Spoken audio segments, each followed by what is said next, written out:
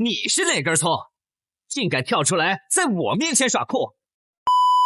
！Hello， 大家好，这里是莫娜，欢迎来到我的频道。不知道前面那句话大家有没有听过啊？这个可是小时候看的一个非常经典的一个动漫啊，那也是小时候印象最深的。主角打也打不过，然后嘴遁也嘴遁不过的一个动漫。那么这次毅力创完也算是一个经典的圆梦大师了。在出完国宝特工之后呢，又来到了超兽武装火灵飞的一个拼装模型。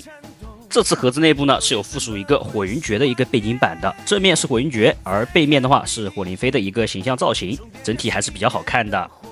这次这个产品呢，首批是有一个特点的限定的玉涂装，所以说呢，这次收到的这款呢是都附带了一个玉涂装的。大家可以看一下这个红色的这个金属涂装啊，特别好看，都已经有点像电镀的感觉了。板件这次呢，大部分都是采用了隐藏式的水口，并不像是国宝特工第一代的那一种是暗压水口了，跟第3代是一样的，都是一个隐藏水口。整体的这个玉涂装的漆面效果呢是十分不错的。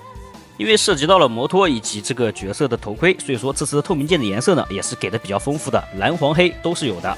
火灵飞的这个下巴位置呢是采用了一个单独的分件，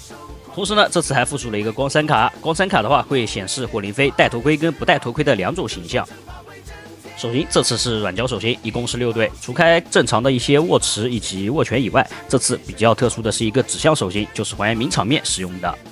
很快咱们就已经拼装完成了。那么拼装完成的火灵飞的这个单独的人体呢，整体高度是约在17厘米左右。这个高度呢是可以适配很多模型的。我这边可以拿一个6寸的一个基阳来跟它对比一下，大家可以参考一下这个高度。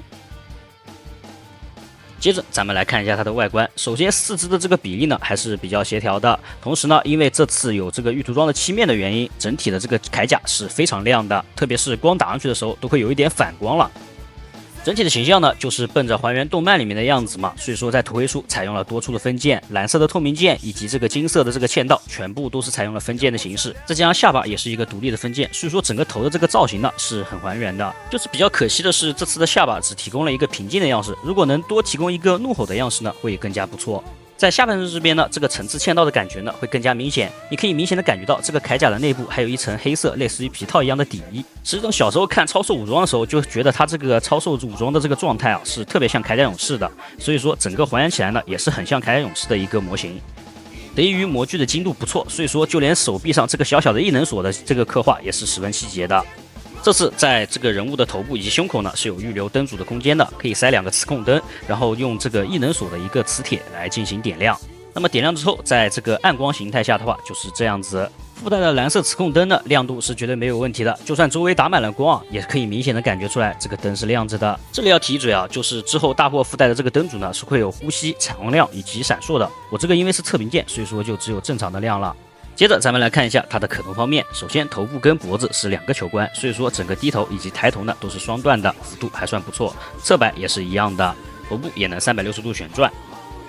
肩胛这边采用的也是一个球关的一个连接，这样就能在手臂平台的时候进行一个避让了。手臂的平台呢是标准的90度。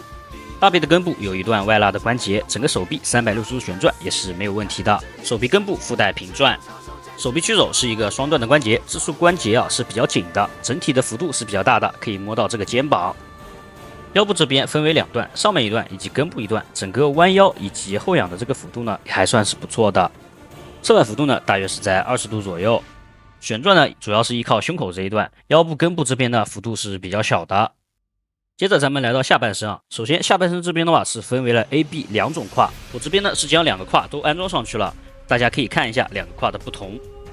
左边这个没安小腿的就是优化之后的老胯了，老胯的这个功能呢就是可以下拉，然后增加一个范围的可动，然后这次也是取消了那个遮手键，所以说整体的可动范围会更大一些。而右边这个呢就是全新设计的一个胯部了，这个胯部会有多段角度的一个调节，整体的下拉程度呢会比左边这个更大一些，并且因为多段的这个角度可以调节嘛，所以说整个胯部骑摩托车的时候这个空间也会更大一点。2种胯都是有附属的，大家可以自行选择安装。我这边演示可动，就拿这个新胯来进行演示了。咱们可以正常的常规进行一个下拉，然后再进行一个前踢呢，前踢是可以达到一个标准的90度的，后踢呢也是能达到标准的90度。当然，如果你觉得这个前踢不够啊，也可以经过这个多段的调节，让这个前踢能直接超过90度，幅度非常大。后踢呢也是可以超过90度的。大腿根部是附带一段旋转关节的，腿部弯曲是一个双段的关节，幅度还是非常不错的。膝盖这边呢也是有做一个防转帮的设计。脚部这边后方这个银色零件是可以活动的，脚尖有一段单独可动，整个脚有一定的角度调节，左右旋转也是没有问题的，左右有一定的侧摆接地，这个幅度并不算很大。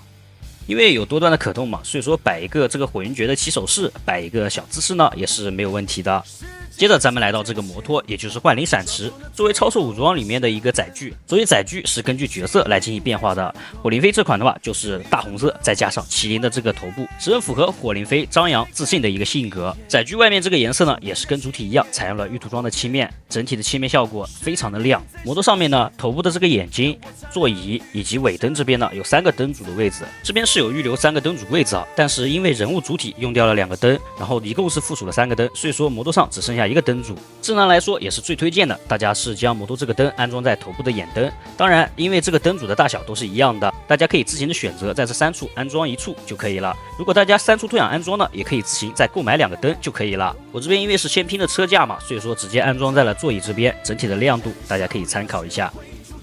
座椅这边这个黄色透明件啊，大家仔细看的话，其实是有刻画出一个麒麟头的一个样子。仪表盘处呢是有给到贴纸，可以用来进行补充细节。摩托这边外面是一个橡胶件，指节是可以转动的，两边都是可以转动的，你可以直接放在这个桌面上拿来进行把玩也是没有问题的。摩托的踏板处呢是预留了有装位，再加上这个握把，整个人调整一下角度，再加上这个胯部有一个超大的一个预留空间，所以说整个人是可以骑在这个上面，并且比较自然。当然，如果不喜欢骑呢，将这个幻灵闪池，也就是摩托嘛，放在这个人物旁边呢，也是比较搭配的。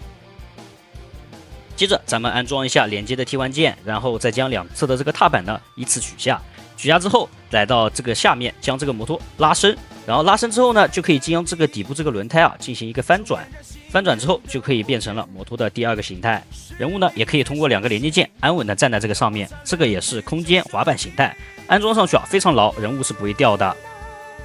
当然，第3形态的这个背包形态呢，也是可以还原的。咱们拉开之后，将这个摩托底部进行旋转，就可以变成一个背包的形态了。然后这边呢是有2个孔洞，可以直接将主体背后的零件拆下，然后直接连接安装在这个摩托上面。背包形态呢还能搭配上这个支架来进行摆放，整体是非常牢固的，同时呢也能完美的进行一个展示。那么以上就是本次火灵飞的一个详细测评了，整体的这个漆面表现再加上这个还原度呢都是十分满意的。比较遗憾的还是没有给到多个下巴的替换件以及火云诀的一个绝招的特效件。同时呢这边要说一嘴啊，就是因为这个人物是比较小的，零件也是比较小的，所以说拼装起来是需要一定的耐心以及细心的，组合度会比较紧一些。因为这是测评件的原因，所以说在胯部会偏松一些，在大货中呢会调整到一个合适的阻尼感。那么以上就是本期的全部内容了，制作视频不易，希望大家多多3连，咱们下期再见。